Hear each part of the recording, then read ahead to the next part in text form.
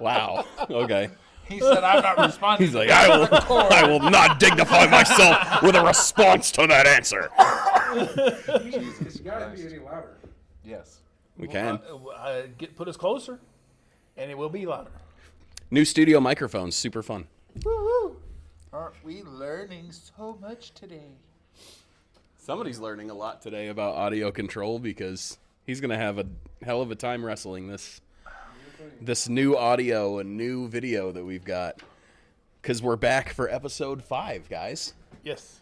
5 episodes? 5 episodes. And as you can see, Episode 2. we've added one to our host list. Finally, we got him to break away. Hey, I tried. So welcome to the pod for the first time of many, TC. Hey guys, nice to meet y'all. So TC is my partner here at the Gamers Guild, and he also has the honor of being Chad's younger brother. Woot, woot. Oh, if that's important, jackass. It's important to me. I mean, we all know Chad is old, but he is also the oldest sibling. Yes. So, welcome to the pod, guys. All right. Yeah. We've got some interesting stuff that just dropped today with Lorwyn. Huge spoilers coming out. Pretty much Spoiler both. season. Yep. With about 2 weeks to pre-release, it's definitely spoiler season right now. So we're seeing both the Commander decks out now. We're seeing a ton of new cards dropping, which we'll be getting into shortly. And after that, just kind of having a conversation on what we feel about casual Commander and the way the game is going. I love it. So getting into it, man. Lorwyn Eclipsed. Man, this set is crazy already. We've gotten a ton of new drops for Lorwyn Eclipsed. We touched on a couple episodes ago. And But now, that was the ones that they just kind of released with the set when it came. They announced it basically. pretty much, yeah, it was just like the media kit that just got released with it. And now we're seeing some massive spoilers with, I think 200 plus cards are now Here's released for the interesting set. question: have you seen the commercial for it yet? 103. 103. Okay. Have you seen the commercial for this yet? Yeah. Oh my god. No. It's like a little musical fucking. Oh, yes. Boggart, Yes. dude. Yes, I did. It's actually done by the Jim Henson I Company. did, Yeah, by the yeah. Jim Henson one, yes. I did see that. That was hilarious. I thought it was a TikTok video at first. I was like, wow, this is real. Okay. This is real. Creepy little goblin. But They're Boggarts, bro. it was Boggarts. very interesting to see what got released today. Yes. Oh, buddy. As a goblin player especially, I'm super, super happy with what has been released today, and seeing a new commander deck coming out with a new goblin commander in Jund is very fun. Some of these cards are wildly powerful. The power creep in this set just blew me away. The big shock to me is the reprint of Bloom Tender is Bloom just Tender, so wow. Bloom Tender coming back into standard reprint is huge. So we're gonna see a lot of new standard play with Bloom Tender I coming think back it's into funny the fold. that now Llanowar Elf and Bloom Tender are in standard. Not to mention so now Bloom Tender's price tag will come down some because it was starting to get up Do to you think so? I know that it's a reprint. I feel like it's but going to go up with the. because people are going to go playing it again in Right. standard. You need 4 copies in standard. I feel like it's going to go up. I mean, all this Vivid stuff that Yeah. dude, you I know. cannot Yeah. tell me 5-color jank ain't coming back. Oh yeah. I mean, 5-color jank has been a thing, but now it's going to be a much bigger thing It's again. such a more fun thing to accomplish. And then we're getting to see some new planeswalkers coming out with the new Liliana. We saw a new Oko. New Liliana, I didn't It's see in the commander deck. Yeah, it's in the Jund Commander deck, I'm sorry. and it's pretty cool. Sorry, guys. I do a lot, and not always is it magic. I have it on my stuff. Fine, it's just right down here. Yeah.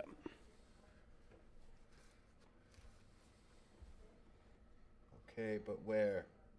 It's not. It's on the magic one. Here, let me show you. It's an interesting one. I liked it.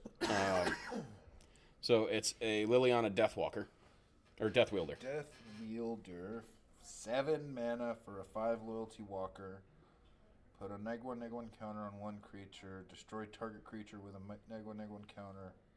Return all cards from your graveyard. I think that's a reprint from Amonkhet. It is. It's an Amonkhet reprint, but we haven't seen it since Amonkhet, which is... Is it from the stupid Planeswalker decks? No. Ugh. It was actually in the set, so it was like not what I would call like a great one, but it's not. It was. I also am not a fan of Oko, to be completely honest with you. This one's weird. This is a weird one, and it's got, instead of being the Simic on one side, it's blue on one side, green on the other, and it's instead of making creatures into elks, you could just generate elk tokens. Right. Okay, so that new Oko Planeswalker is kind of neat too, except we're not seeing the changing a creature into an elk now. We're seeing elk token generation, and then we're seeing that emblem, which is kind of neat. Well, the emblem's very tribal based, which I never thought him to be. Very tribal based. This is a very weird Oko. It fits with the set of Lorwyn, though, being very tribal based. But the weird part is supposedly this is his home. This is his home? Yeah. I hate that. Okay. Because he fit whenever he was in Eldraine. It really fit to me. I thought so too. That's what I thought was his home, was Eldraine. And then they did him. They put him in the OTJ, and I thought, maybe he really was a cowboy elf. Who knows? So what do you guys think about that new Curious Colossus that came out today? 7 mana, 1 person humility is interesting. I like the humility thing, but the neat thing is combining it with something like Mirror Form. Now all of my dudes are 7/7s, and none of your dudes have any abilities. Yes. And then you've got the card just above that, which that's one that was one I wanted to talk about too. Was this Glenn Alendra's answer is crazy. Glenn Alendra's so answer. I play a lot of CDH, so let me start with this. And in CDH, well, we all play a lot of CDH. The stack can get real crazy. So we played in a tournament a couple months back, and 2 guys was going on the stack for like 45 minutes, placing spells on the stack, right? This would have just stopped all of it. Would have been such a powerhousing moment to be like, I'm gonna make 75 1/1 black fairy creature tokens with flying, and none of your stuff matters. Yes, all of your stuff, and it can't. The blue one. The answer. Glenn Alendra's answer. All right. You're all good. I started. All right, cool. As a CDH player, it's very interesting.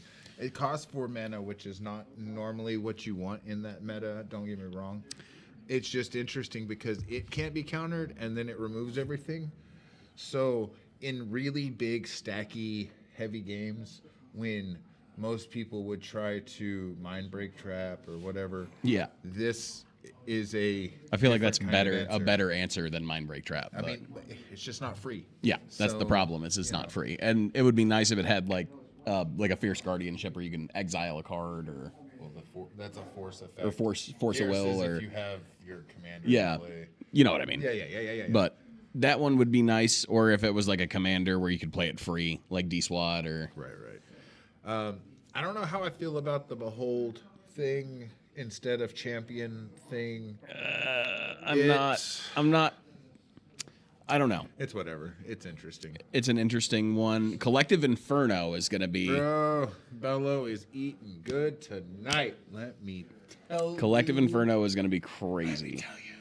And I'm artifact going to name decks. elementals and start dry humping people's face.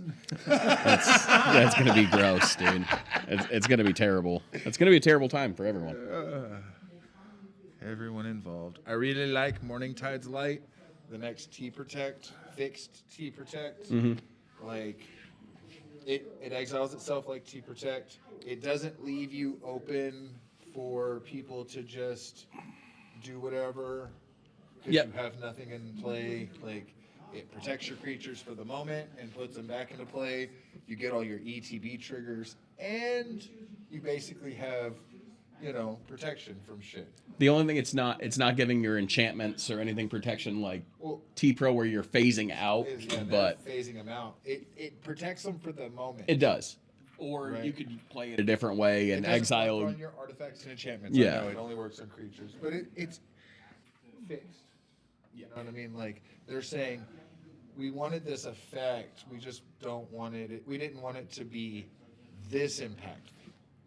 We didn't want it to be a $50 card. We wanted it to be a $15 card. Yeah, and I think with the mana cost and everything too, it's going to be fairly easy to play. It's sorcery speed. Yeah, sorcery speed, which is not weird. crazy, but Which is weird. I did not think it was going to be a sorcery. I thought it was going to be an instant, but T, you're too far away. My bad. Thank you. Thank you. we're still getting adjusted to new audio. As you can see, we've got some new audio, we've got some new video. Thanks to the Gamers Guild for sponsoring that. The new Ashling is interesting. Yeah. Right? Mhm. She enters and loots you a card for 2. And then on your first main phase, you can pay a blue and flip her. And then whenever she flips around, you get 2 mana of any one color. I mean, that seems pretty good. I mean, as long as it's your first main phase, it's easy to just pay 1 and flip her and just do the thing. And Blue rituals are hard to find, my guy. yeah, blue rituals are few and far between. So the other one is mirror form. That was a crazy one I wanted to talk about. Was this that 6-drop instant? Bro, that card. Every time I read that card, it gets stronger. Every time I read that card, it gets more powerful. It doesn't. It's not an until end of turn effect. Mm-mm. It can target any permanent as long as that permanent's not an aura. You could make 52 Helm of the Hosts. Make And then you 52 play- fiery And then you play, emancipation. what's her name that just lets you equip them all to the same thing? Oh. Light pause. Yeah, The one that, whatever, or Arlen, like, you could just dude. equip stuff for free. Yeah. Move over one from that one. Yeah. That's the one I'm kind of really interested in. Dawnhand Dissident. Black, one, Dawnhand Dissident. Blight 1, Surveil 1. Blight 1 means you put a -1/-1 counter on a creature you Yeah. control. All right, so that's interesting. That's a new mechanic. Mm-hmm. Or Yeah. Blight 2, exile target card from a graveyard. During your turn, you may cast creature spells from one card you own, exiled with this creature by removing 3 counters from one creature you control in addition. So you exile your own things To get something to back get from the them graveyard. back later. That's pretty cool. For 1 black, Right. it's a long time. It's a long process, but it's one of those. It's just like okay. It's a You play- one. if It's a you play one with drop. that- It's easy to play on turn 1 and It's like just if you play build with it out. that Tiger Seal, that's a 3/3 for 1. Yeah. Like that gives you a chance to blight 2 on the Tiger Seal, blight 1 on the Warlock, and then you can remove 3 and bring something back, and that's kind of cool. So We're seeing a lot of cards though that have a lot of the remove a counter. So Well- you're blighting your own stuff, then you're removing counters to re-blight it and remove counters, and Sig is cool. You know, unblockable legendary creatures, cool. And then he's a card draw engine. And then if you flip him over, he gives something pro all colors. I mean, that seems powerful. yeah, Yes, for gross. 2, which for, is for 2 for Azorius. That seems really good. And then the dumb thing. The real dumb Dude, thing. this don't call it card- the dumb thing. This is the greatest this thing to hit Goblin card, decks how- and who CDH. Who okayed this as a print? Who said, "Hey, you know what Red needs? Uncounterable everything." Yeah. Hey, you know what else Red needs? Ward pay 2 life. Ward pay 2 life on every creature. You know what creature we should make it? A goblin. We should make it a goblin. You know what goblins need? Ward pay Ward 2 pay life. 2 life. That's exactly Oh what we need. my And gosh. uncounterable. Who thought this was a great idea? We're talking about hexing. What is it? Hexing Squelcher. Squelcher. Oh man, I'm a happy goblin player today. I mean, and I still like the one next to it and on this list. This mutable explorer. Yeah, we touched on Mutable Explorer Oh, last episode, and I that's love super cool to see Mutavault Mutavault tokens coming yeah. back. Yeah. Like that's cool. But Hexing Squelcher is going to see so much play. The, It's so broken. the Goliath Dream Weaver. What, Daydreamer. Daydreamer, Goliath Daydreamer. is kind of weird in the sense of 4/4 for 4, which is not bad. It's the other stuff that's just like, wow, this is crazy. Well, it's a damn essay on a card. Right? I mean, Yeah. when you cast an instant sorcery from your hand, exile it with a dream counter on it. And then when he attacks, you can cast one spell from among the things you've exiled with dream counters. Interesting thing, that's a replacement effect. Yes. If I cast Expropriate, this will exile it before Expropriate does, right? And then every time he swings, I can just cast Expropriate. This is true. It's Cypher, kind of, in that sense. But it's choose one, I know. which is interesting. What would be really, really cool is Myriad. Yeah. Myriad would be cool, but there was a card that was Myriad giving. wouldn't trigger because it's when he attacks. So Yeah. What was the one that was dropping that do gave combos. it gave everything Myriad? Oh. You're talking about the enchantment? No, there was something that just dropped. Oh no, it's that the new commander says you give one thing Myriad. Give one thing Myriad. Okay. Let's talk about something that dropped. Fine Rock Tyrant, bro. This is the grossest thing I have seen drop in a minute. This is absolutely 6/6 disgusting. for 5. Yes. 6/6 Flyer Flying. for 5. flying wither for 5, not just 6/6 flying. A flying, 6/6 flying wither for 5. with. Whenever you cast an instant or sorcery spell with a single target, you may copy it. If you do, those spells gain wither, and you may choose new targets for the copy. You may choose new targets. May is a big word in there, too. Who okayed this? You want to talk about hexing Squelcher? Who okayed Talk about this? Power. I'm telling you about power creep. The power creep is in this set insane. is insane. Like this thing has been out since like Yeah. October or whatever. Yeah, Formidable Speaker's been out for a minute. Formidable Speaker, and this card, I've seen it just do work. We were playtesting it in Lumina, right? Yep. And like Oh, this it- thing it just does does work. work, bro. Vivid changing the bloom tinder It now has an ability called Vivid instead of tap for has every a Name. keyword. Yeah, it has a keyword now, which is interesting. which Yes. is, before it was tap for every color in play that you had control of. Kin binding is people who don't want to do a whole lot of maths. Pathos Crusade. Right. Like I have 3 creatures enter. All my stuff gets +3/+3. I don't have to worry about the counters that shift around. This dude came in this turn, and now he gets 1/1/1 counter. But this dude's been out 5 turns, and he's gotten 52 1/1 counters. It's a nightmare. Yeah, it gets crazy. Crib Swap coming back is cool. Crib swap coming back is cool. A lot of the the reprints are gonna be cool. These things, All the incarnations. bro. Yes, the elemental incarnations, deceit, and I like emptiness. the concept of if 2 was spent, 2 blue was spent, 2 black was spent, 2 white was spent, 2 black was spent. Yeah, vibrance is cool. Like they're all 3 very good. They're all 3 very, very effective. I'm curious how many they're actually gonna make. Is it gonna be 10 I've been. or is it gonna be 5? I mean, to my they've understanding, done- it's supposed to be 10. I was gonna say they've done friends and enemies already, so the enemy one though is like theme based. It's set based. It's light and dark. It's evening tide and morning Right. tide shoved into one card. So And then obviously we touched on the High Perfect Morcant last episode with that coming in. We're seeing some more stuff. The Kithkin up at the top there. Yeah. the the new figure of Destiny, Fable. Yeah. the new figure of that thing is. I love these effects. Right. The build up, and this one becomes a 7/8 with protection from your opponent. That was like, that's a bitch move. It's a fucking card, my guy. This is so interesting. Abigail was one I read into and was like, It's the first bird a thing. bird bard is kind of neat to see, which is cool. It's But the first yeah.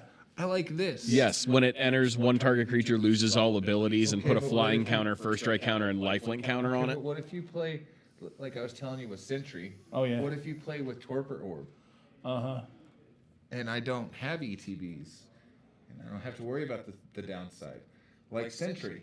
That Sentry card that's coming out, it says when it enters, you're choosing an opponent and they get a 5/5. Black 5/5. Yep. Well, if you don't have no ETB trigger, you don't get no black 5/5. I'm just saying. The new commands are cool. Yeah. They're very themey, but they're very cool. So, you Yeah. know. Grub's command, Sieg's command. They're going to, you know what I mean? Like I think there's a Boggart one also that's coming out. It's a black Boggart Shenanigans. It should be down in the commander deck for the Jund commander, but it was really neat. That It was one, pretty I much. like that one. That's pretty cool. Yeah, Voracious Tome Skimmer. Skimmer. Yeah, Voracious Tome Skimmer was neat. That card right there is being a lot of everybody's. This? Yeah. Thoughtweft Lieutenant. Whenever this creature or another Kithkin enters, target creature gets +1/+1 gains trample. That's interesting. And then the other, a lot of people are actually looking at that white-red vampire, which is the first vampire in this set. Yeah, Kirol. Ooh. Yeah. Whoa. Yeah. Yes, that had a very neat readout, impactful. and then Now, those 3 artifacts are not bad. None of them are bad. So- They're No. expensive. So, an upgraded Victory Banner? Yeah, sort of. Victory Banner? Is that the right card? No, I think it's more Cage Sun, or not Cage Sun. but- No, the one that you choose a creature type and you get to draw a card when you play it. Patrick Banner. No. No, It's a 5-drop. The card I'm talking about is a 5-drop. Victory Banner. I think so. Yeah. Anyway, and it gives them +1/+1, no static abilities, and when you cast one, you get to draw a card. This gives them +2/+2 first strike and trample, And you get to still draw get a to draw a card, and only cost 1 more. Yeah, Like that's pretty fair payoff. That's an upgrade, right? This Mirror Mind Crown, this card is so uniquely cool. Like, I don't want to make Sapperlings. I want to make Scoot Or Swarms. Scoot Swarms, yeah. I want to make Phyrexian Obliterators. Oh, I want to make. yeah.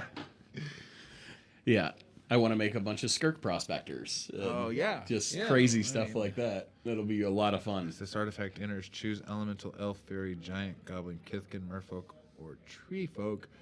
Whenever permanent you control the chosen type enters, you gain 1 life. Sacrifice this artifact, return target card of the chosen type from your graveyard to your hand. For 1, blessed For on pennant for one. 1. For one, That's that's really gross. good. And then Shocklands. Shocklands, The 5 that were not. the 5. Not one of the whole EOE. Okay, yeah. All right.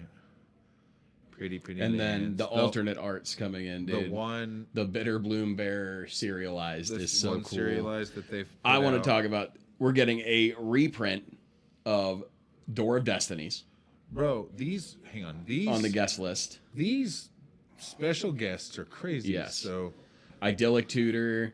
Kinsbell Cavalier. Yeah. Mistbind Click. Wonderwine Prophets.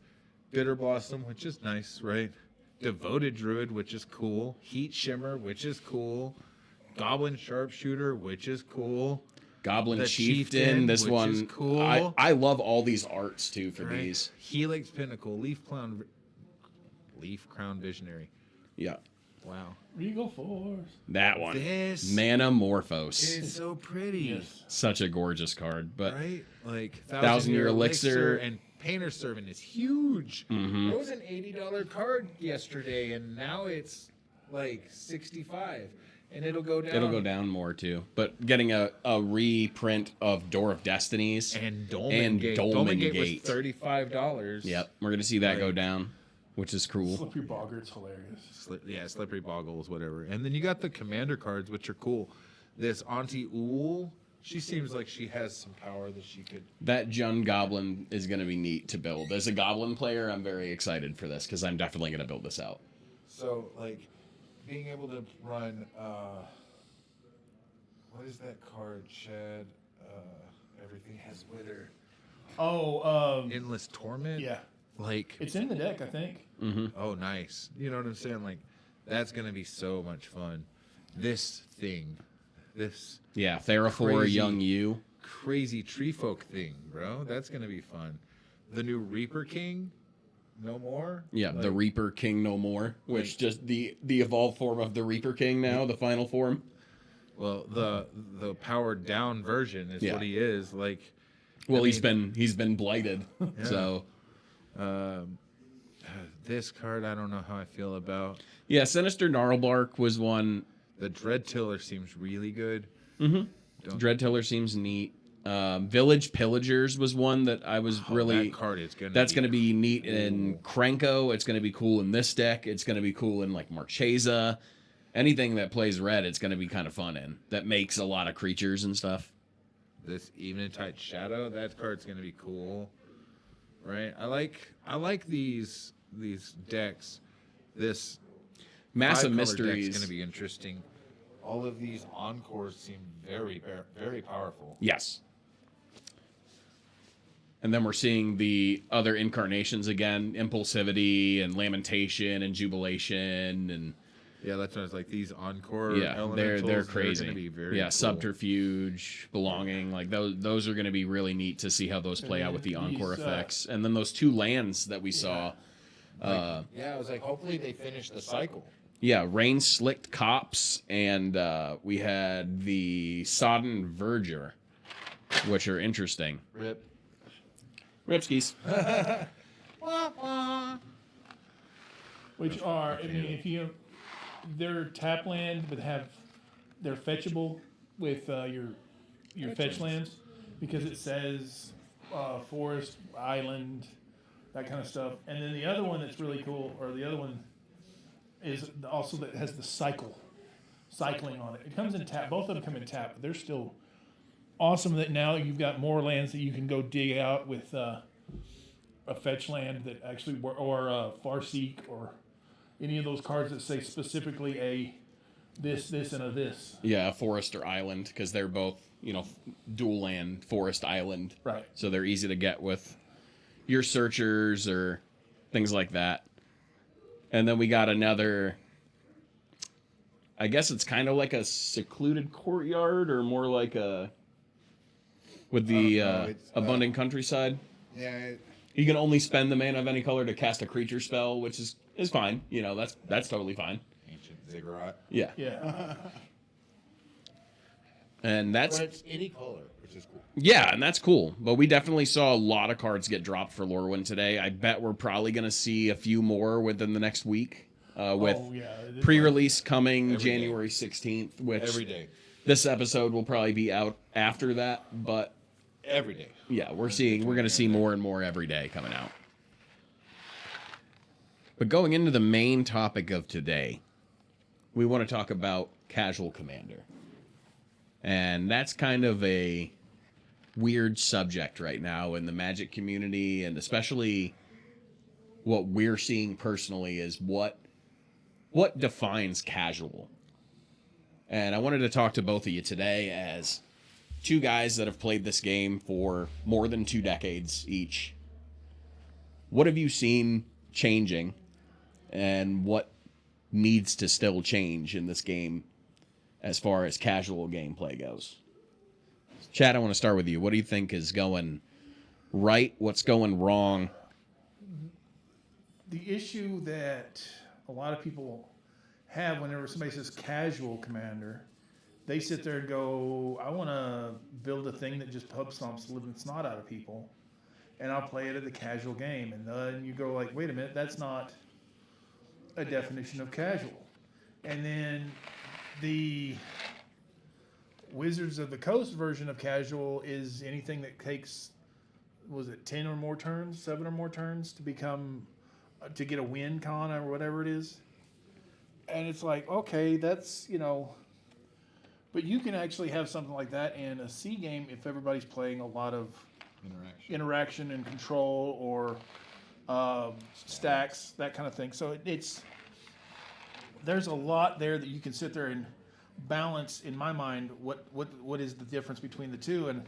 And somebody was like, well, it's all about intent. And I'm like going, well, there's intent, and then there's the other side of it. And I got complained about it. I was talking to somebody else, and he's like, and I said, because of the way that my Angus McKenzie deck's built. It is considered a 4 or 5, depending on how you look at it, all the game changers that are in it. I mean, I would call it a 4. But it's not a I C. call it a 3. And like So because- what a big part of the gripe right now. Hey, our other host is here. Hi, buddy. Is it a popper? Yes, our faithful shop dog has decided to make an appearance. You can't have a bunch of crunches, buddy. I'm sorry. Those aren't for you.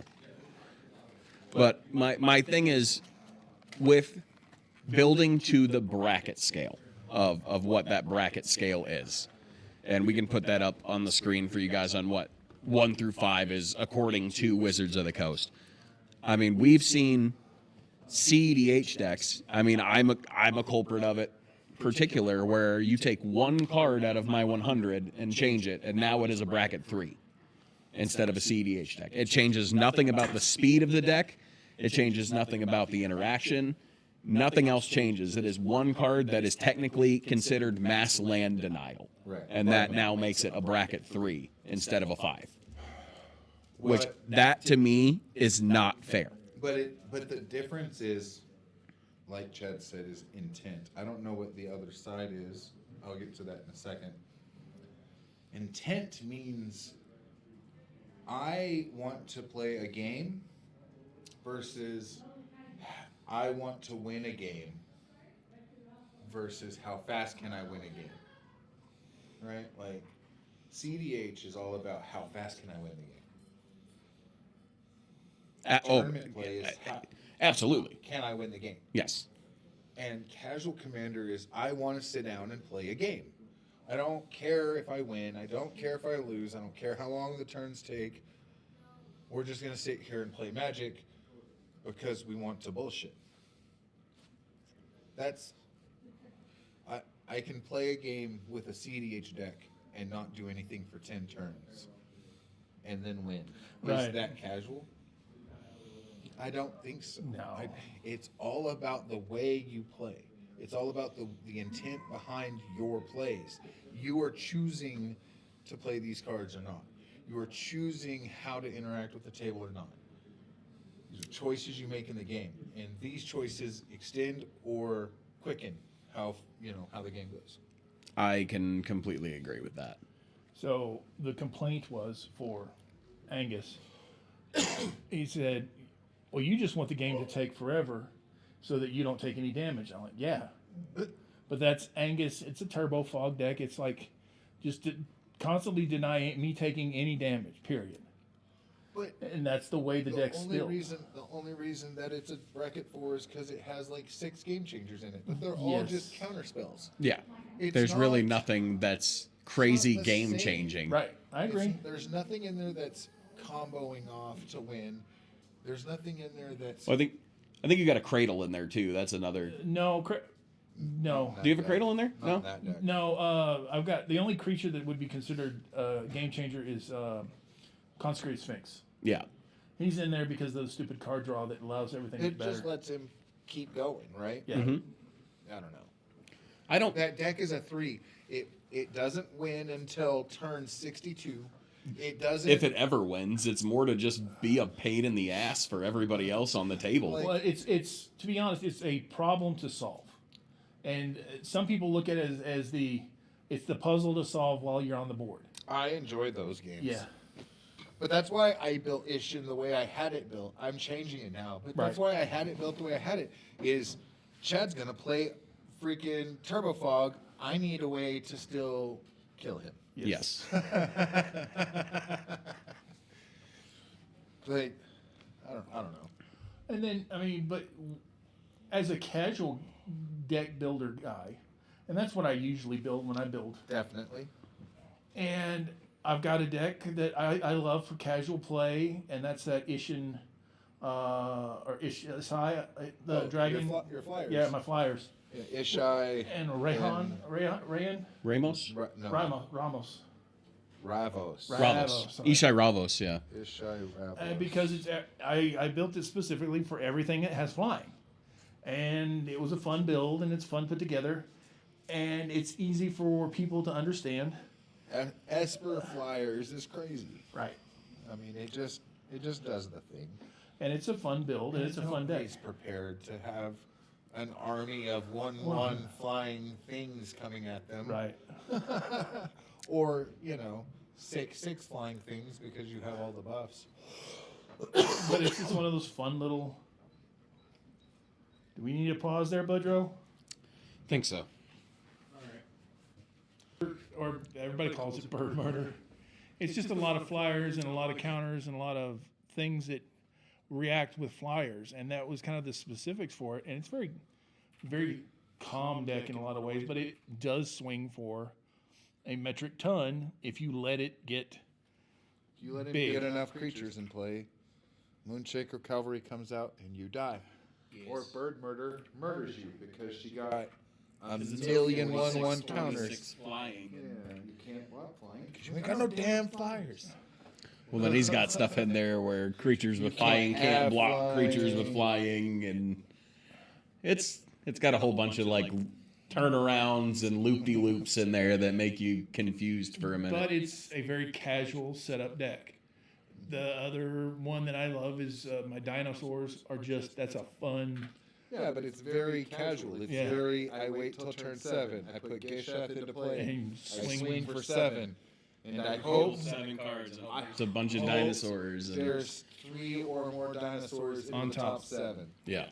That's And what watch it- everybody that's what it is. whine about the fact that thing got big, ugly, fast. I'm like, Well, I put 6 dinosaurs into play for free. Of course it did. Yeah. And I play a different version with Pantlaza, right? Sun Favored, which is just Discover instead of Gishath, Yeah. which it's fun. Dinosaurs are always fun. And casual. it gets crazy out of hand like stupid fast. You get a really big board It's state, just like, but it's like dragons. Yeah. They're casual. It's very hard to make dragons viable power. in CDH. well, even high powered, even in a 4. Right? Too far away again. Even in a 4, it gets hard to do stuff with dragons. Right? You have a lot of- you can have all the game changers and all the things, and you're still gonna run short in most cases in the high power table. yeah. Like, there's a few methods where you can just be like, haha, it's turn 3 and I did a thing and I get to murder you. Or it's turn 4 and I did a thing and I get to murder you. But rarely do you get to do these things. On a bracket 5 table, I don't see the turn 3 strategy of show and telling, the Dracogenesis. Yeah, you show and tell a You're CDH table and see You're gonna have a bad time. watch everybody go, oh, look, my Gaius Cato. My win cons, thank you. It's not gonna work. No, like no. It just, those decks are built to go so much faster, and dragons just have such a high mana cost most So- of the time, and you have your reducers, but it's not fast like, enough you to be can viable. You can make it salty and you can make it unfun for everybody else. Absolutely, but it's not going to be viable in a competitive format. Well, but it's not going to be viable in a casual format either. Like there's the moment where casual thought process and salt process, they've got these things crisscrossed. Like they think that just because a card is salty, it can't be played in casual. This is the whole mass land denial concept. I can't play Armageddon in casual, and I can't play Blood Moon in casual, and I can't play Harbinger of the Seas in casual because they're salt inducing. That's not the same thing as power. That's not the same thing at all. Absolutely. And there's no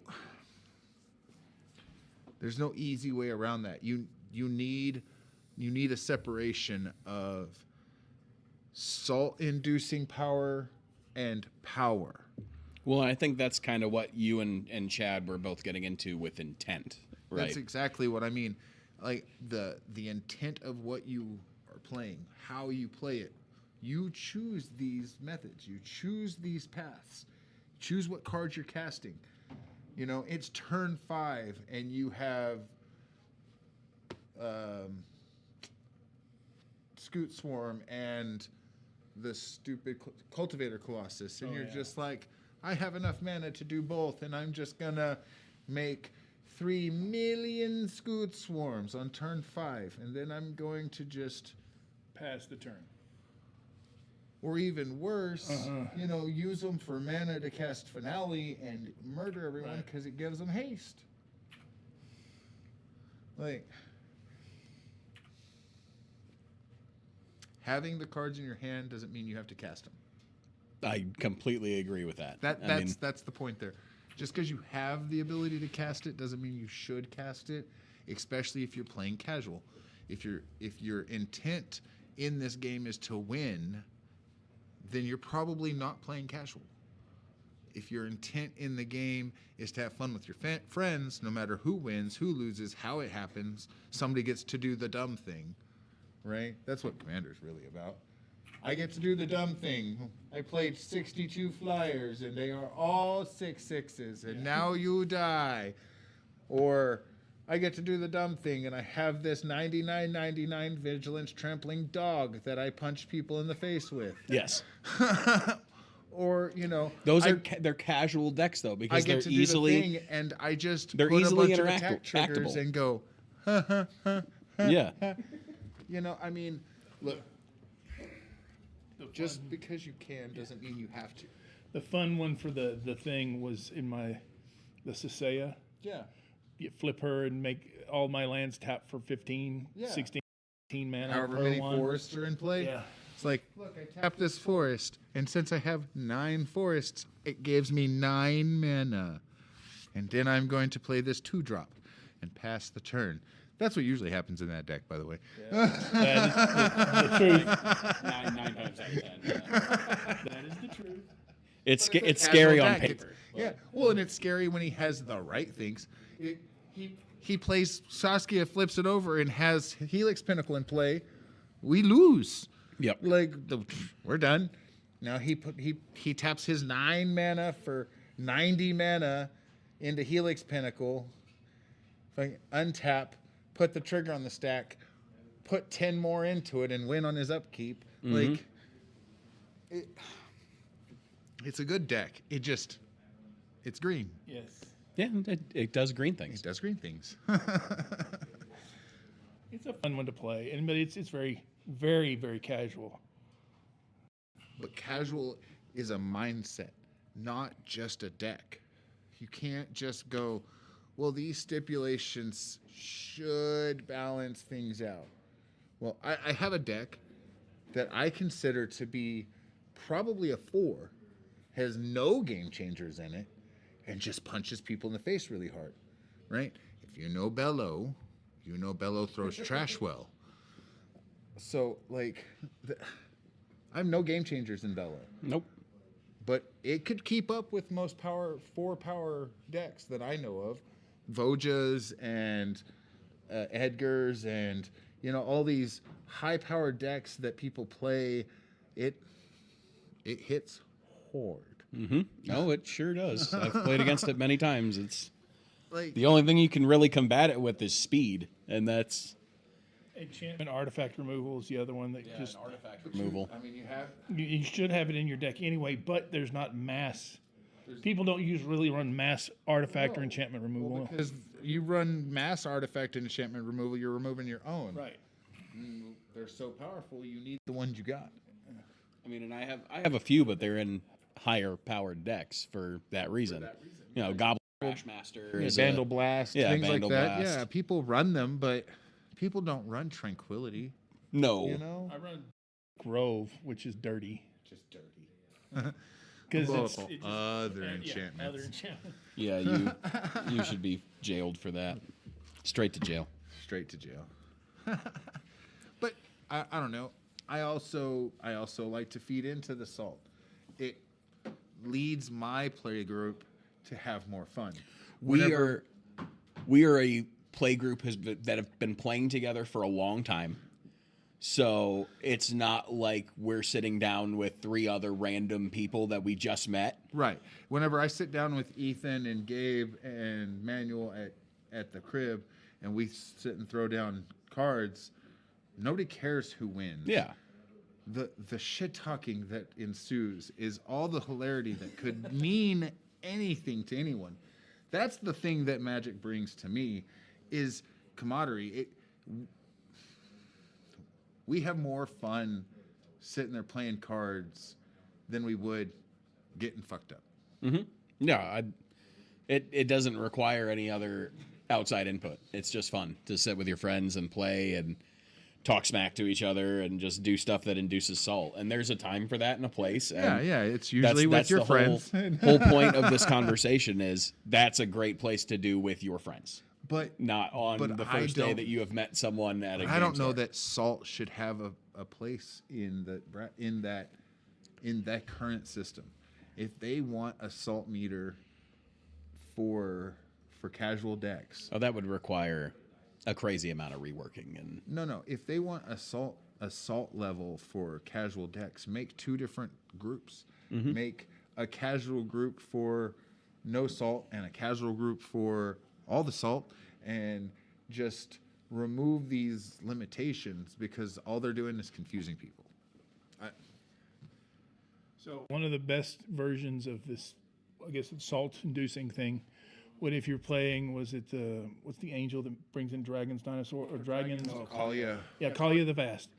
And one of the things is a lot of those Kalia decks run Armageddon, because as soon as all she has to do is swing, and all you have to do is play a thing. Yeah, You don't need that mana to things do into it. play, yeah. And one of the cards that a lot of people, when they build that deck, they put in it is Armageddon because of what it does. It just slows everybody else down, and you're not punished by it. Right. So, but that's one of the things. It's the same with Avacyn decks and the stupid disc. The Veneral's Disc. I mean, it just slows people to a crawl. And that's a salt-inducing little thing. I've felt But that. that doesn't. Neither of those cards Right. Are not on that list. are on that list, because it doesn't blow up lands. It only blows up every other permanent type except planeswalkers and battles and lands. Like, you talk about salt-inducing. All my stuff's indestructible, and I blow up all of your stuff every turn. And we that was the exact combination we touched on a couple episodes ago, was that to me, like I said in that episode, is not an indicator of skill. To just give all your stuff indestructible and then tap an artifact every turn and wipe people's boards. It's fun when you're playing salty, but it's not casual No, by any means. No, and it makes for fun. It makes for no fun for other people, right? And it slows the game to a crawl unless you are already so far ahead that you're just like, okay, I blow up the board and I kill one person. Yeah, if you do that each turn, then kill that's one person. That makes sense. Right, and that is where, like, But if you're literally blowing up the board, playing a fucking creature and passing, yeah, but that I'm again gonna comes to- throat punch you. That again comes to intent. You don't have to do that, right? But you're You could- choosing to. That's my Yeah, thing. Yeah, you're choosing to do this every turn, and that's intent. This is the moment of separating casual from non-casual. You have to think about what you're playing. You have to, am I extending the game because I want it to play longer, or am I extending the game to make everybody miserable? Yeah, exactly. 13 Shades of Pissed, yeah. And then we got a guy here who makes decks that he sits there for 30 minutes playing the game by himself, and we're all like, Christ almighty, just finish the goddamn turn so we can either go or be done and dead and finish the game. Well, there's more than one person that has those kind of decks, and it's yeah. But usually you're winning. Yeah. Well, Of course. You're not doing it to then pass the turn. You're winning. Yeah. Like, and then we normally know once you start playing solitaire, we just pick up our shit because you're winning. So we're He's just like, gonna pick he it up has and just too get much now. a head start on the shuffling Yeah. and getting it ready He has for the too next much game. now. We just we screwed up. We didn't kill enough Yeah, things. we didn't kill you first. That was the mistake that we made. No. So yesterday we were playing, right? Yeah. Yeah. And I'm playing Ishin, and they kill one thing, and they kill one thing, and they kill one thing, and then they blow up the board, and I still murdered them That happens. because you didn't kill enough things. It's like, I'm gonna blow up everything that costs 5 or less. I'm gonna blow up everything I'm gonna do 13 damage to everything. I'm gonna do 5 damage to everything. I'm gonna kill that thing. I'm gonna exile that thing. That wasn't enough things to kill. That wasn't enough interaction, apparently. No. And that happens. It happens in that Ishin deck pretty quick. It's gross. I was playing that mono blue deck. You're playing that janky Yeah. thing I challenged you to build. Working through. The jankiest jank engine that I've Oh, ever seen. dude, Dude, it is so funky. That thing is so funky. Chad loves blue. It's his favorite color. I challenged Chad to make a blue deck. Chad likes creatures. Chad likes to build big creature decks. I challenged Chad to build a deck with no creatures. It's blue, no creatures. Find a win con. I really don't think there is one. To be 100% honest. It's make everyone miserable enough to scoop. That's your win con. Yeah, well, I don't know. I know I annoyed the living crap out of a lot of guys the other day because of things like Shimmer and Soul Barrier and that kind of crap.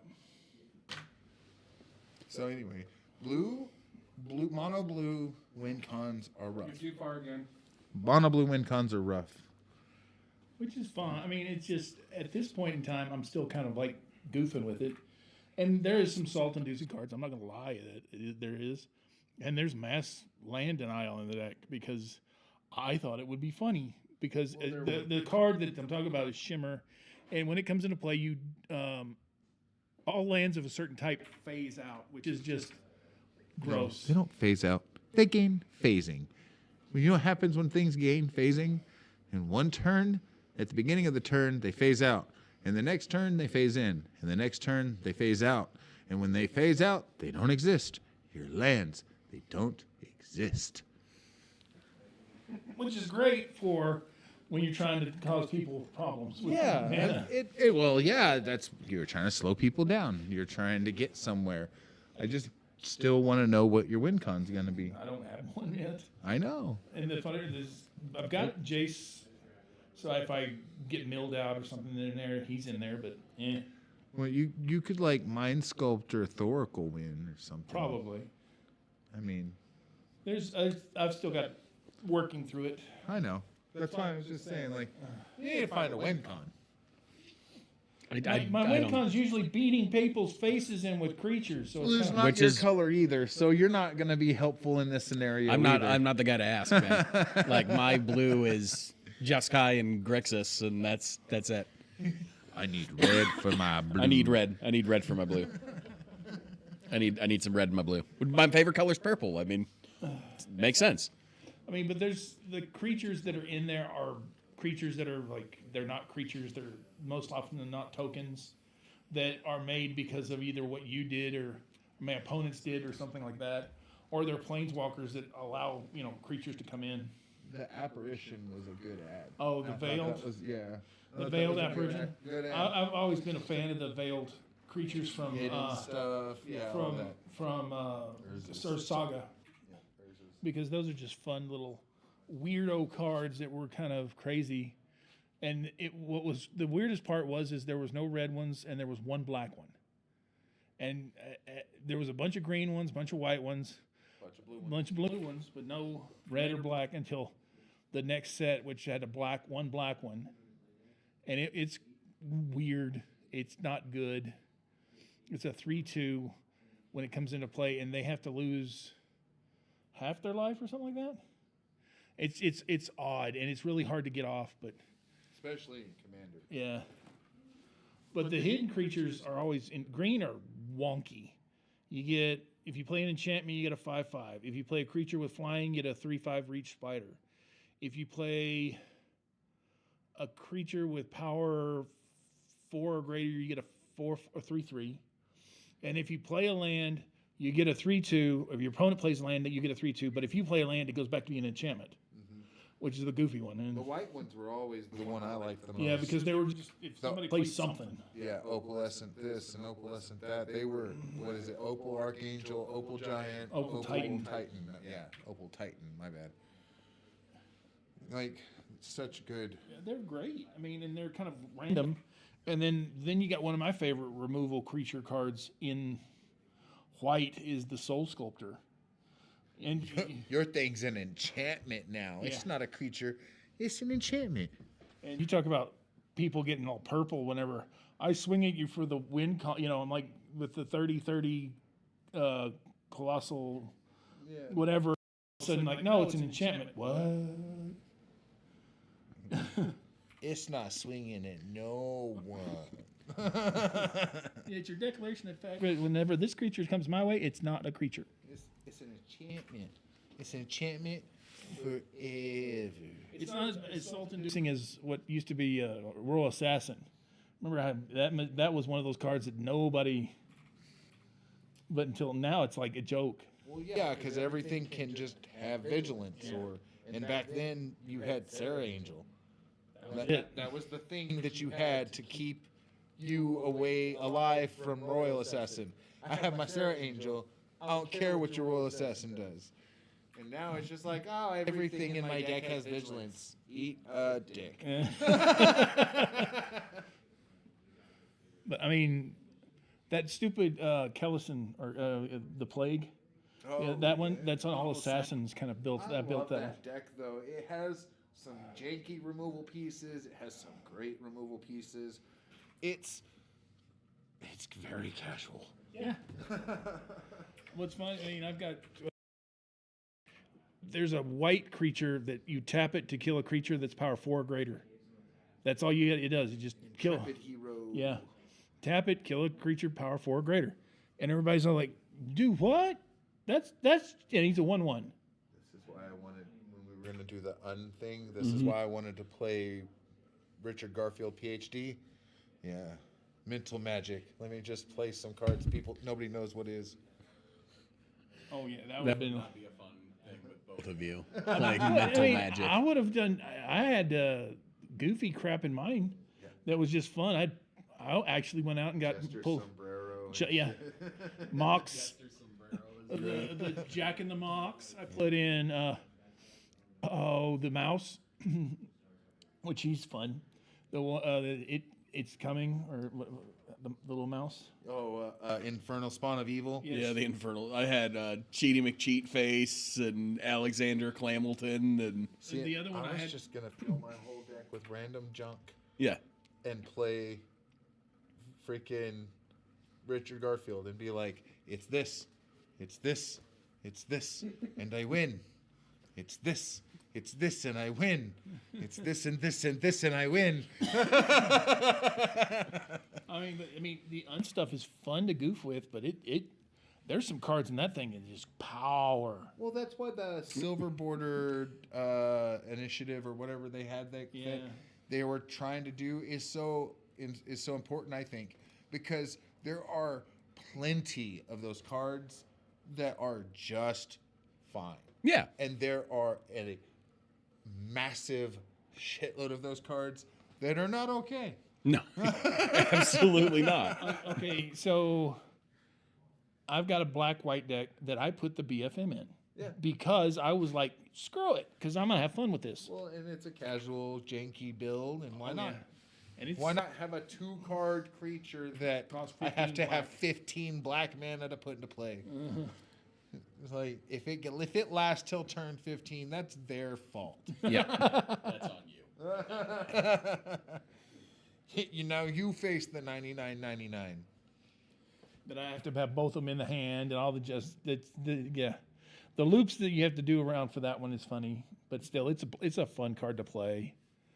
And then the Infernal Spawn of the Infernal Spawn of the Infernal Spawn of Evil that happened in every set now. But it was the Infernal Spawn of Evil, Right. and then the Infernal Spawn of the Infernal Spawn of Evil, and then it was like something Squeakers Esquire. Yeah. Like, dude, because it was like it was a total, Play on the super proper name, something Yeah. Squeakers Esquire, and it was just like it's still coming or whatever. Right. Ugh, so good. It was so good. yeah, it was great. I love the continued joke. Well, I mean, I thought it was great that the original Unglued set at the very bottom had a set of words. And if you actually got the full set, which I eventually did, I think, it spelled out every card that they did want to put into it, which was so funny. Like one of them was Dwarven Kickboxer Yeah. and Kobold Ninja. Stuff like that was like, that's hilarious because in D&D or anything like that, when you think of a Kobold, Ninja is least thing.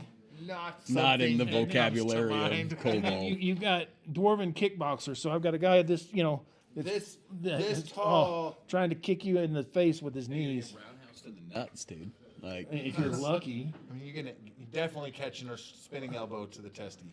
Yeah, that maybe. You get elbow. Yeah. I don't think you'll catch a knee because you catch a knee in your knee. Yeah, it's like jump knee right into the kneecap. I sweep your leg at the ankle and just break your ankle, but still it'd be funny.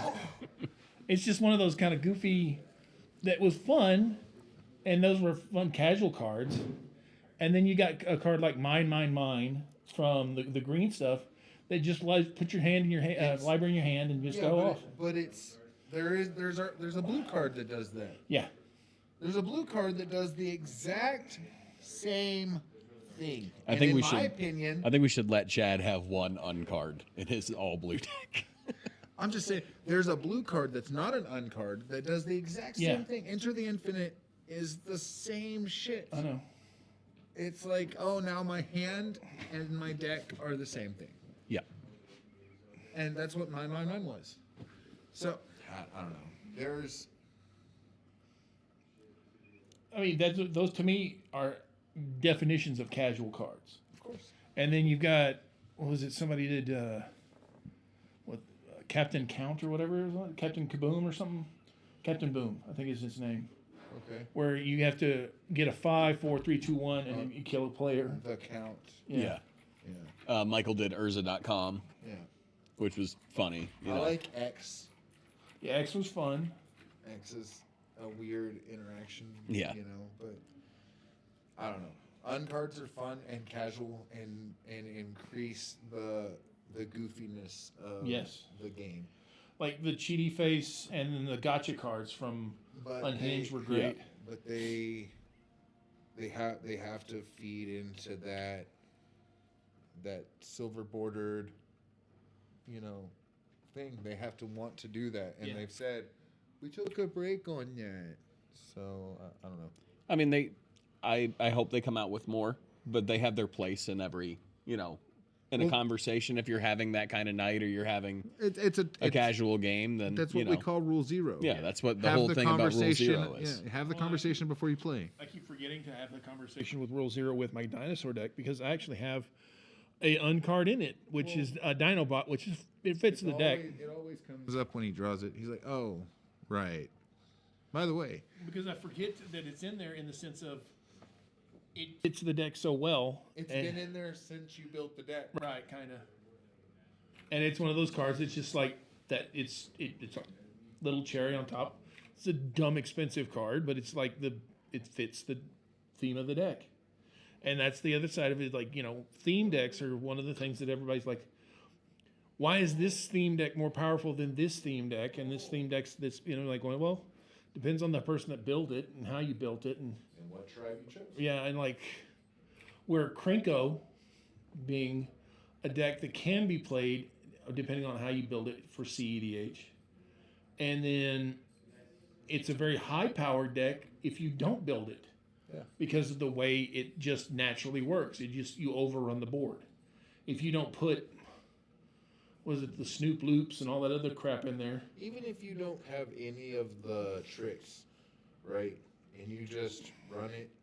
As it's ran as just put a bunch of goblins on Yeah. the field and tap Cranko and make goblins. It gets out of hand. Yes. It's a problem. And then you've got Merfolk, which you have a ton of different Merfolk commanders right now that are just so good that if you play the right ones, and all of a sudden now the deck becomes a problem because everything's big, fat, nasty island walking, and everybody's got islands. And you've got Explore in a lot of these Merfolk, which give you a lot of 1/1 counters and the ability to get more lands out. And, Especially in the newer stuff. And Yeah. then You saw- Elves with the Lathril deck.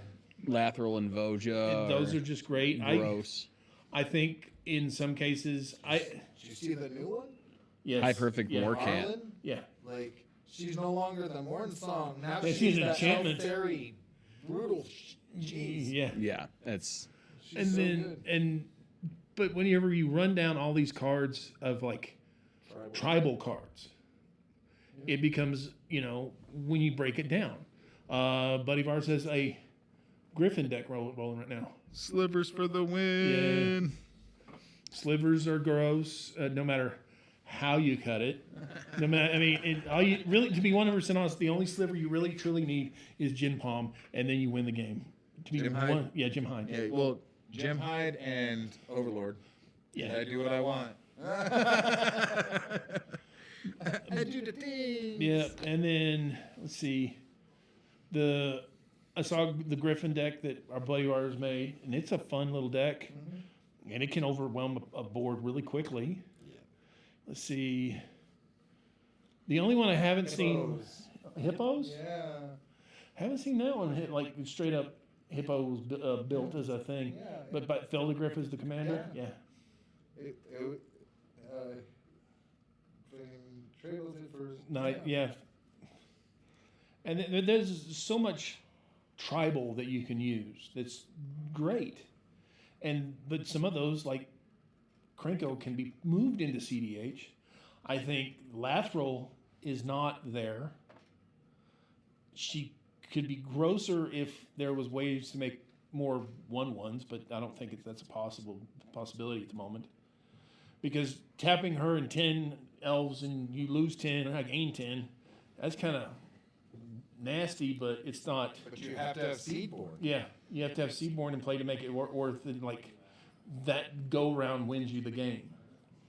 Exactly. But and that's kind of like where a lot of your tribal decks like you were talking dragons. Tribal dragons are not what you would call ever going to get to the same right. space. no. Right. Krenko is a very unique position. Well, because goblins are cheap. Well, not just Well, it's that. also- There's a It's lot also of his natural ability. his to put- his tap ability is unlike anybody else's. Exactly. There's no other. Just make an absolute fuckload of of your creature. particular creature type. and then keep just doing Well, it and then over and also over and over again. in I that mean, there case are of for the seal end of it, you've got the Snoop loops, Right. Well, you which have, makes it grow. you Yeah. have Impact So, Charter I Effects, have- you have the Snoop loop. yeah. We have the Or Snoop Froze. loop. You have the Charbelcher loop if you want to run that. Yeah. You have Perforos, There's Agate several Instigator, different- Witty Roastmaster, General Crete, Shocking There's several different Sharpshooter. little things you can do this with, and that's what makes CEDH a fun format to play if you play in that world. I like it because of the puzzles. Right. Not everybody likes to be feeling like they have to rush or that they feel rushed or that, you know. Too far back again, D. I'm not even moving. How do I say that? Some people don't care about winning. Right. I understand the hope of having those games where nobody cares about winning. I personally don't care about winning. I like it because it's fast. I can play 8 games in an hour. I don't have to Right. sit there until turn 15 for the game to be over. Yeah. I don't mind those games. It's not that I'm There's a time and a anti- place for that, but Battle there Cruiser games, there are I'm days just- where I just want to cram as many games as I can into a 2-hour block and Yeah, be done with Be it. done with playing for the day, or be done with that, or whatever. You know, it's different mentalities and different thoughts. I've been playing this game so long. I enjoy multiple aspects, not just Commander. Coming from a guy who came from Type 1, Type 2, Type 1.5, Yeah, Type oh. 3, Extended, to Standard, Modern, Pioneer, Vintage, Legacy, all these named formats. Like, we had It was 4. simple. It was we simple. had 4. Yeah. For the when longest, this game started. For the longest time, we had 3, and then we got a 4th one, and then Yep. we got a 5th one, and then they revamped the whole system and made everybody's head spin. So for reference, Type 1 was what is called standard now. Negatory. Was it? No, Type 1 was vintage. Oh yeah. Type 2 was standard, And Type 3 was and sealed. Type 3 was sealed. And that there was no separation in sealed. There wasn't draft sealed and pack sealed. Right. Sealed was you got a tournament pack of 75 cards in a deck and 3 packs, and you built a deck out of that. And you didn't get extra lands. You didn't get to choose what lands you had. Yeah, there was The no lands that were land in bank the that you got to pack walk up to were and the get as many lands as you. fucking That's what had, you bruh. had. And that was never an easy thing to accomplish. Anyway, Yeah. like, from a guy who came all the way back in the day to now and seeing the shifts and seeing the changes, I just enjoy playing the game for the value of those formats. When I play Modern, I'm expecting it to be over by turn 3. Whenever I play Pioneer, I expect to go to turn 5. Whenever I play Standard, I don't really play Standard anymore because He doesn't like the 3-year rotation. cards that should have been gone, gone yeah. for a year stayed in my freaking choices for a year. And then they made the brilliant idea to make a 5-year set. Yeah. I just don't know how I feel about it. Anyway, I don't really play Standard anymore. I'm really kind of there with you. I mean, I have a standard deck for farting around with our play group, but you won't catch me at very many standard tournaments or anything I don't even anytime have soon. one built anymore because I just lost that drive. I still have a deck built for pretty much every other format, just not that one. I like the standard format, but in Pauper. Like, I enjoy playing Pauper now in standard more than just regular old standard.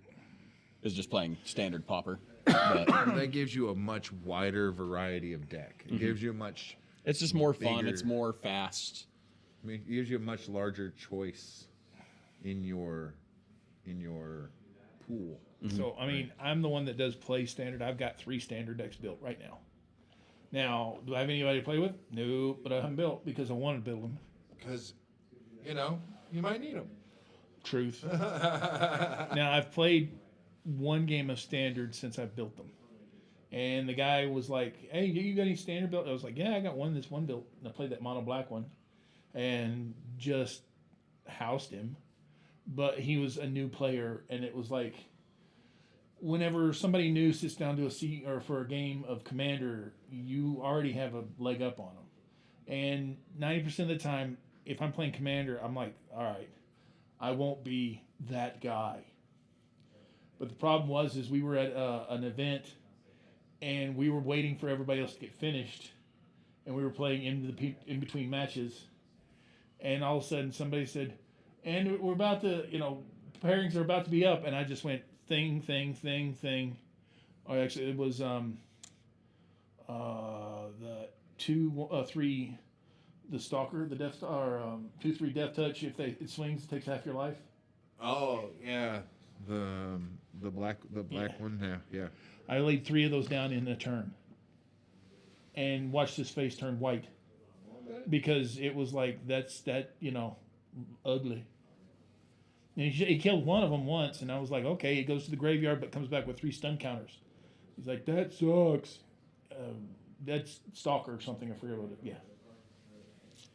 But it's just that's one of the things that was funny, because I'm like, this is a deck I built, and he threw something together because he understood about Standard from Arena, and just had the stuff he had at home.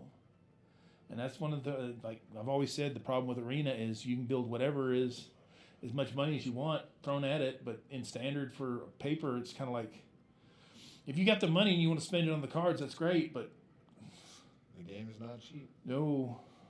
especially whenever you get into the more competitive areas. You know, especially right now with to play green or something like that is Badger Mole Cub times 4.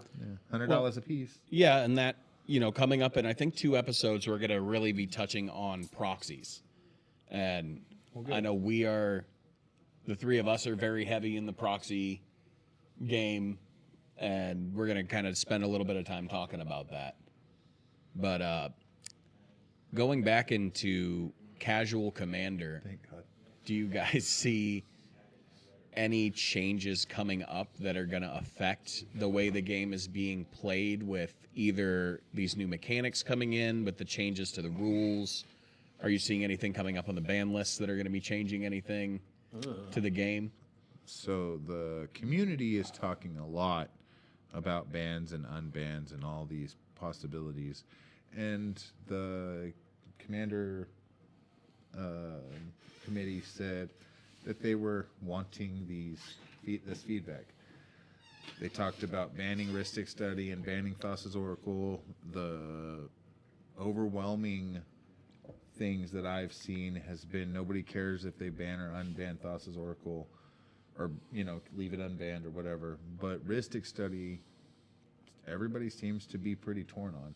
It causes problems in tournaments. It's crazy draw effect that you just can't really beat. There's nothing that triggers that many times on every spell for everything. Most things are limited to creature or non-creature, once per turn. The cost, there's so many of these draw effects, but they're very limited. Nothing as strong as Ristic Study. I think that going into February, whenever they make their new announcements, I don't really see a big change happening for casual. I don't.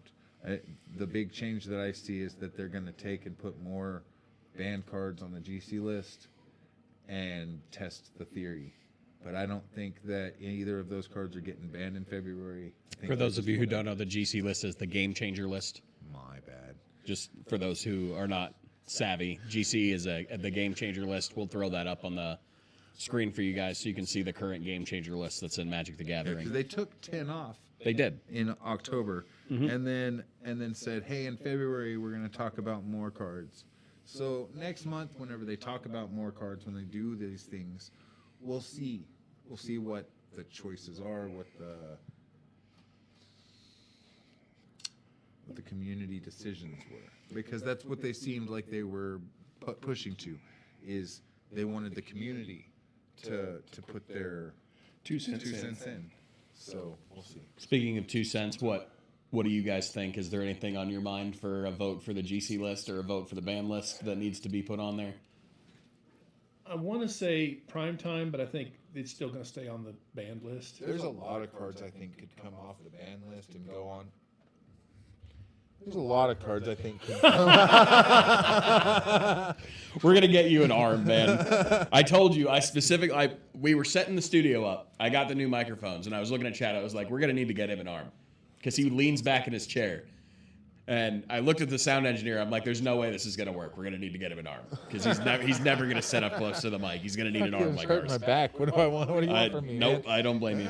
Anyway, I think a lot of cards could come off of that list and be put onto the game changer list, and it not make a huge effect to Commander as a whole.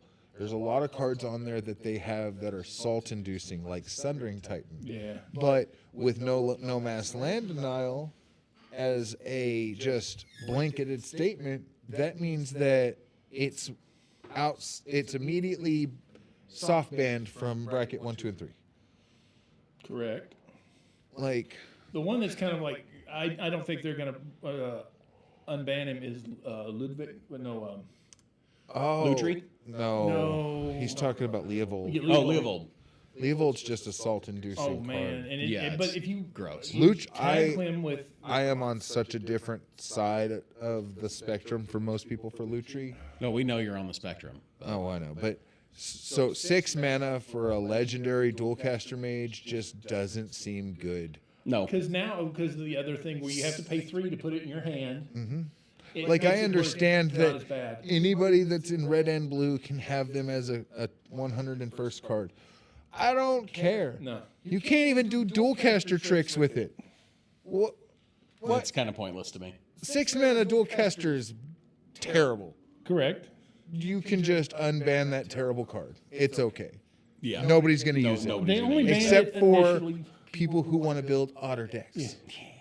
They unbanned Otters- it. They otters are banned fun. it initially though because it was Anybody could play it. it in if you And- played any red blue deck, it was auto included as a 101st card. Yeah, and it cost didn't 3. have it didn't have any drawbacks. No. Then they threw in the drawback, and then they could have unbanned it then, and it would have been Immediately, fine. yeah, and it would have been fine. There are still people who are in the community that think it should stay banned because it's an auto include, but I don't think it's an auto include.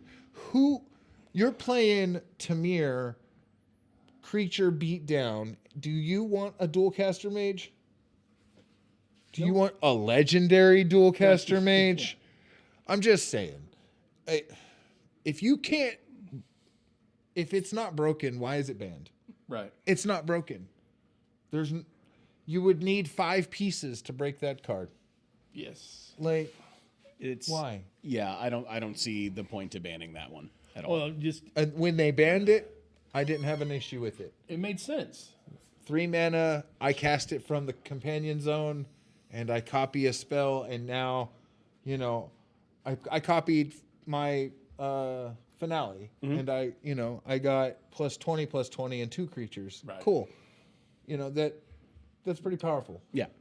But 3 colorless mana at sorcery speed put to it in cast a flash creature that everybody knows you now have, to copy a single spell because you can't really do dual caster tricks with it, seems Not fine. good. Seems fine. It seems like it doesn't need to be banned at all. Yeah. And then Well, and I also understand that they're never going to unban Raffellos. Raffellos is fine. Honestly, Raffellos should be unbanned. The one that I don't think is ever coming off the list is Iona, and it's just because yeah. the salt-inducing factor. When you can just shut off an entire color, Right. when you can just shut off an entire color with one card, and you can do it on turn 1 with the right cards, Right. it Seems makes like it a no problem. fun. It makes Yeah. the game no fun for that guy who's playing mono white, and you said white. That one guy who's playing mono green, and you're like, no green. The guy that's playing Gruul, he's a little upset. Yeah. Now he can only play red cards, You at but he least can still play. You at least can still play. Yeah. And then the jackass plays Painter Servant just to make it even worse. Well, of course, but Yeah. that's a whole ass different thing. Right. I mean, there's a few cards that are, There are cards on that list that could easily come off. Just like Gifts Ungiven, just like Sway the Stars. Sway of the Stars and Coalition Victory. Like there are cards on that list that could easily come off of it, and it wouldn't change the game. You cannot pull Power 9 cards off. You cannot pull. No way. You cannot pull Scheherazade off. You cannot pull Chaos Orb and Falling Star off. Like, there are some cards that you just cannot pull off that list. I agree with you in that sense of what's going on is because it's so. The cards on that list were there at the beginning for reasons. Now, I think, was it Sylvan Primordial is probably one card that should stay on that list because that card is just gross. OP? Very much so. I don't think Primetime is that powerful, but then again, some people believe it's so overpowering. I'm like going, well, Primetime has kind of been power crept out, even in Modern. I agree. But then again, those people that are like emphatic that it stay gone they're emphatic that it stay gone, Well, and I get it. what do you think about Tinker, Chad?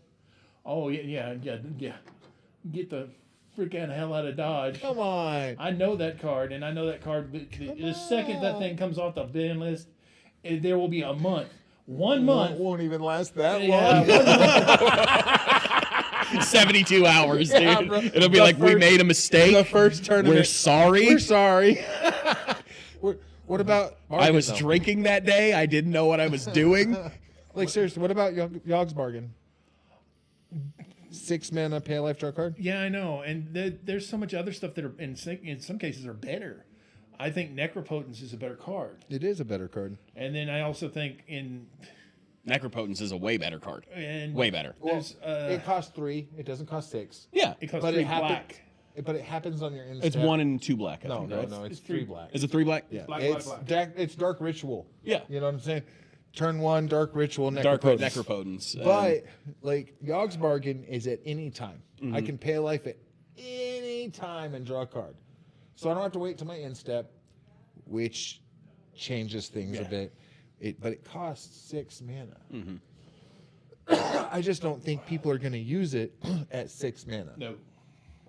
You know. But then No. again, there are people like you who would love it because you like the card. Well, yeah, and I would love for it to be unbanned so I can play it in some not Yeah. quite C lists, because I would do dumb shit with it. Yeah.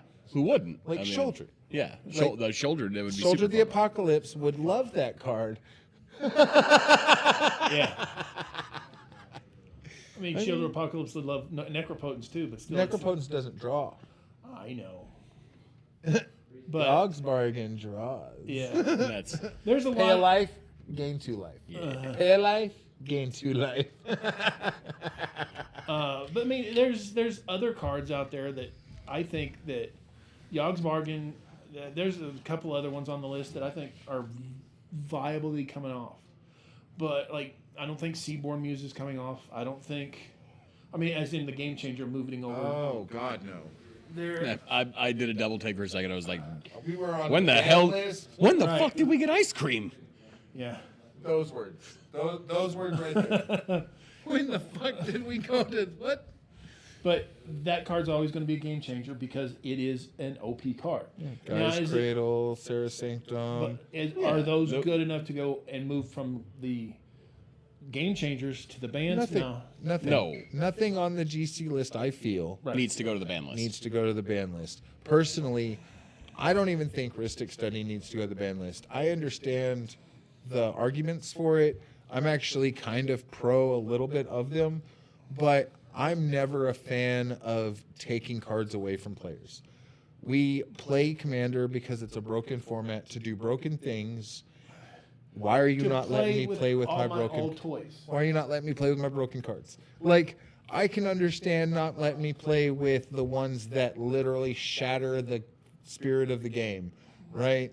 You know, you don't let me. Scheherazade. Yeah, you don't let me play Scheherazade and copy it 50 times. I'm cool with that. Dockside Extortionist. That card broke the game. It was a lot I of still- fun It to play when twisted it was the legal. meta so hard. Yeah. It was a lot of fun to play when it, It was legal. the only reason people played Red. For the Ever. longest time. I take offense to that, sir. Well, I mean, and the ones that are kind of funny is the 4 or 3 that they took out at the time that Nadu was coming off. Nadu was coming out no matter what. And He was a then- mistake. Yeah. Then you had Crypt, J-Lo. Jeweled Lotus, and Dockside.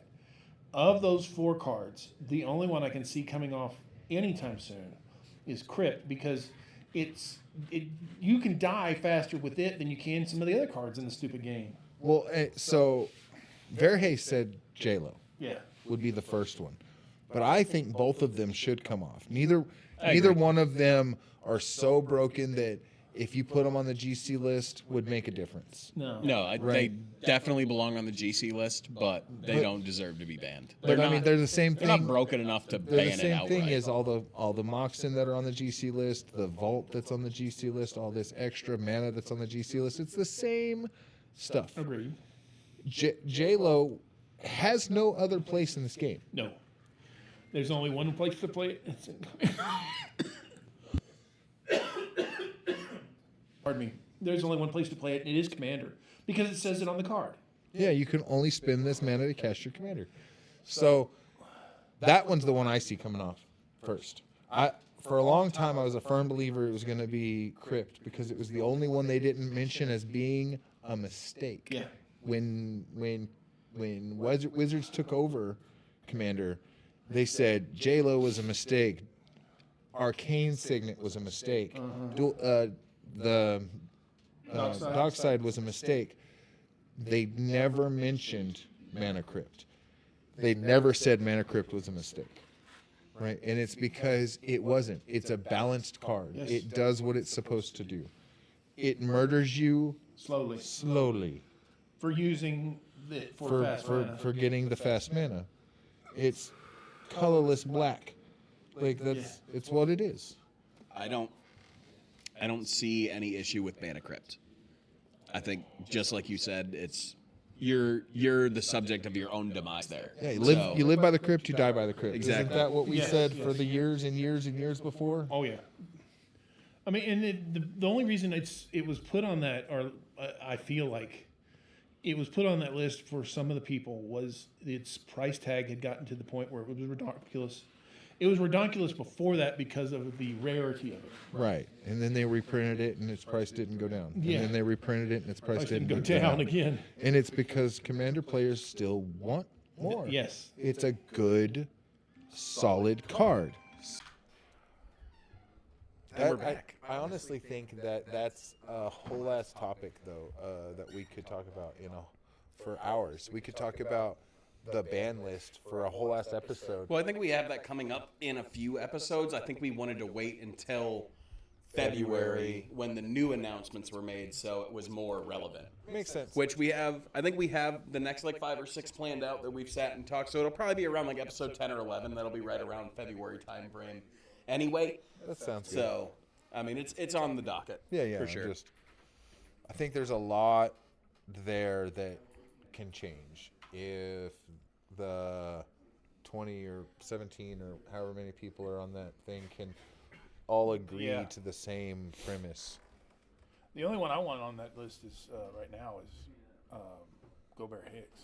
That's because she was the only person that sided with Well, yeah, Sheldon. Minery. Yeah. But That's not going to happen anytime soon. So well, she's on that list. She Is is she? on that list. Yeah. I thought she. She dipped from the 5, Oh yeah, that's right. and then they did the 20, and Yeah. it's her, and then Rachel Weeks and Josh Lee Kwai, they're both on there, and Is the prof on that list? nope, I Okay. don't think so. Louis Stardust. There's some There's There's some some real names people. on Yeah, there, yeah. yeah. There's some real people. there's that, some knowledge in there. Lupo, I think, is on there. I don't know. Right. Right. Like I don't know everybody's Well, not name. Lupo, but God, he's from Loading Ready Run, and I forget his name. Oh. But I mean, the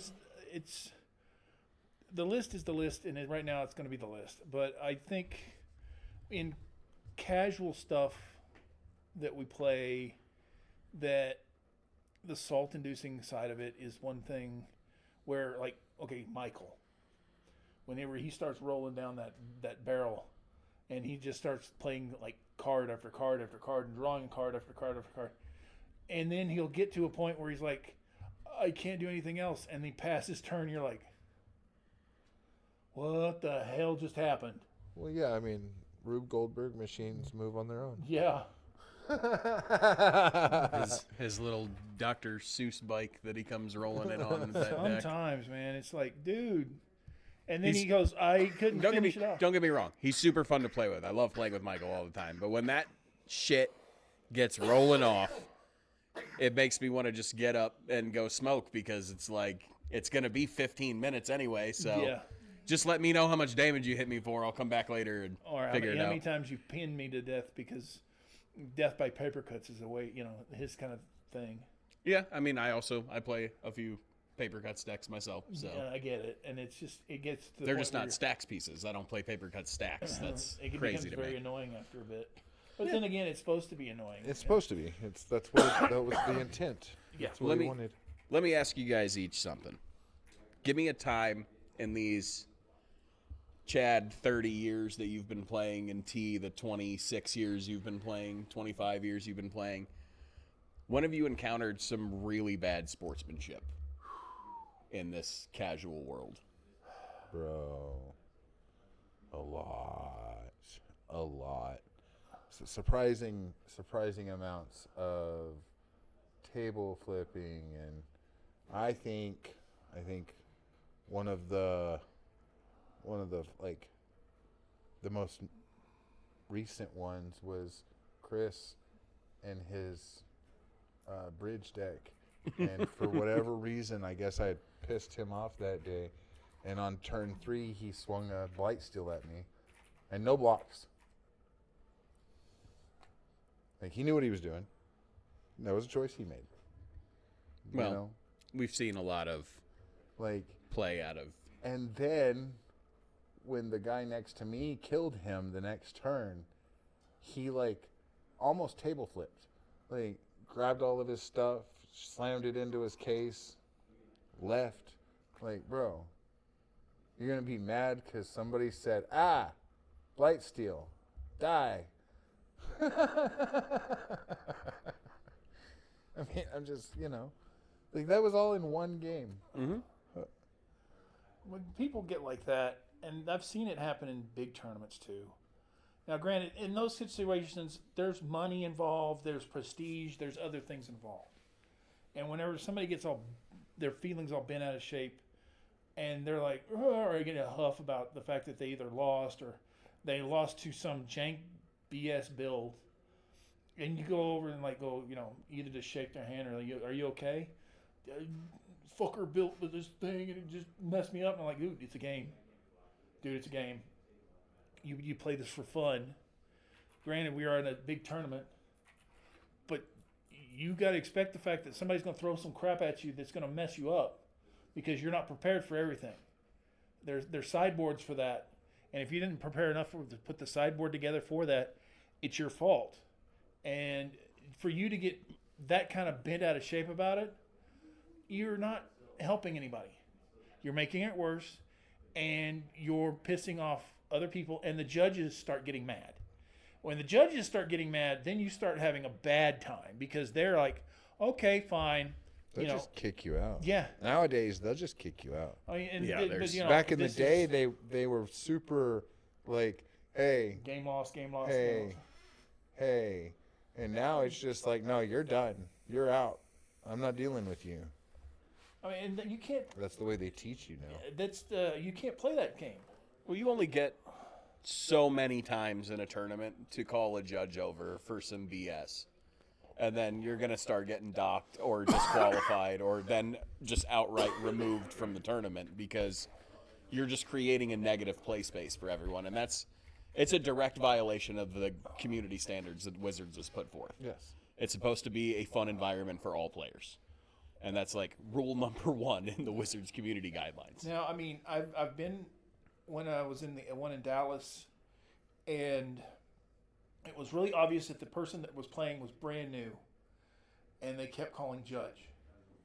And the judge goes, how many often, after about the third time he was called over, and they asked, how many times have you played in a big tournament? Well, this is my first time.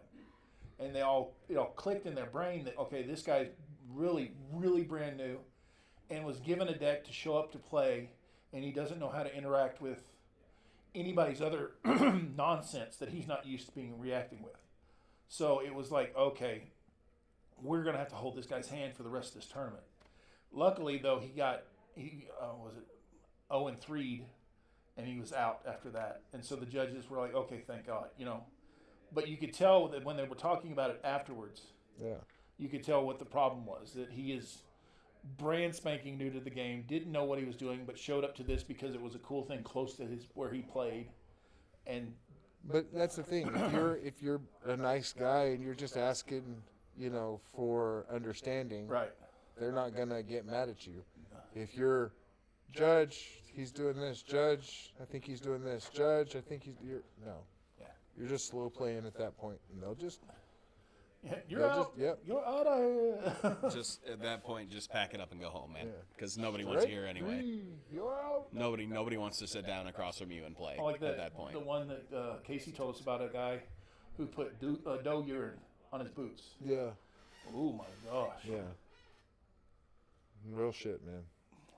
Yeah, and that kind of shit has no place in this community at all. That's just ridiculous. Well, no, that's If you need to resort to just straight up chemical warfare to win, you shouldn't be playing this game. Go play airsoft in the woods and fuck off. But that's some people have that kind of that mentality of win at all costs, and I'm like, don't like it, can't handle it. Yeah. Well, we definitely need to see some more reform in casual Commander. So Casual they're gameplay talking for sure. about adding another bracket, and I think if they added a bracket to separate casual from salt That would make a huge change. Yes. And I think coming up in future episodes, we're going to see some more development in that, which I'm excited for. We'll wait until February when we see some more changes coming out from the committee, and we'll touch more on that. Hell yeah. Coming up in the next episode, we're going to break down some more sets for you guys and go over some of the best, some of the worst. Oh my God, the worst. There's a lot for the worst. There's a lot for the best. Definitely. Want to thank the Gamers Guild for sponsoring the podcast, for the audio equipment, the video equipment.